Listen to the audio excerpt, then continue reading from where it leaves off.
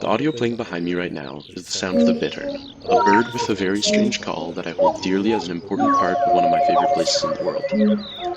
Bitterns have an eerie call and are extremely reclusive compared to their close relative, the heron, which is a keystone species of many ecosystems. My second home is in Shediac, New Brunswick, which has an incredibly interesting ecosystem that has faced some of the worst effects of environmental degradation and climate change. Salt marshes are one of the ecosystems in the Cap Brule area that are extremely important to our planet's coastlines. The running water and life that this land provides is deeply important and leads into my story of change.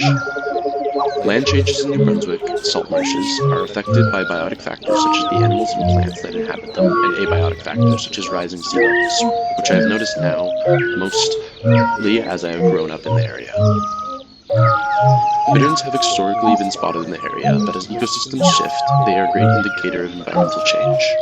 I have noticed that these birds, and all animals in the area, have been decreasing regularly year over year. While I observe these declining biodiversity numbers, I also notice that the reduced amount of marsh accessible to me. Sea levels have been proven to have risen in the Anthropocene, and what that will cause is up for debate. Based on my experience, I see a correlation between higher sea levels and a reduction in salt marsh vegetation and the animals that inhabit them. What else? Each year I return to Cap Brule in the winter and summer, and I notice the same things. Storms are worsening and their effects are becoming more severe. These storms damage ecosystems unaccustomed to such extreme weather events so regularly. The causes of these events are debated, but it has been proven that climate change has intensified existing weather phenomena. This is hurting the entire planet. So why do I care so much about the coast of New Brunswick? Well, I am familiar with the value that this land provides to me, my family, and countless organisms. Salt marshes are an extremely important ecosystem that, like bitterns, signal environmental degradation. Salt marshes protect the entire coast from erosion, improve water quality through large-scale filtration, and are biodiversity hotspots. So, what is the point I'm trying to make? I guess I'm worried. I will refer to perspectives that I've gained throughout my entire experience at Dalhousie, as this topic does not stem from a single course. As I have studied the natural world from a scientific perspective, I have developed a strong understanding of the technical explanations of how the world works. However, I don't know if this is truly enough to solve such large-scale issues related to the relationship between humans and the planet.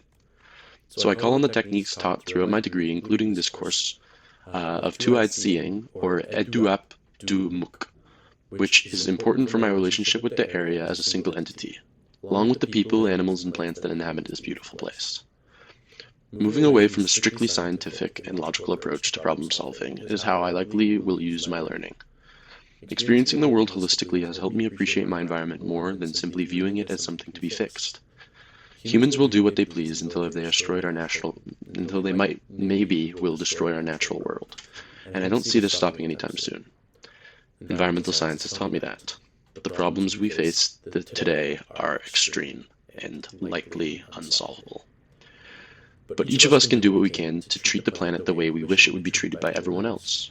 Bringing my reflection back to Cap Brule in Shediac, New Brunswick, Canada, my second home, I truly believe that the sound of water I fall asleep to and the bird calls I wake up to will disappear at some point.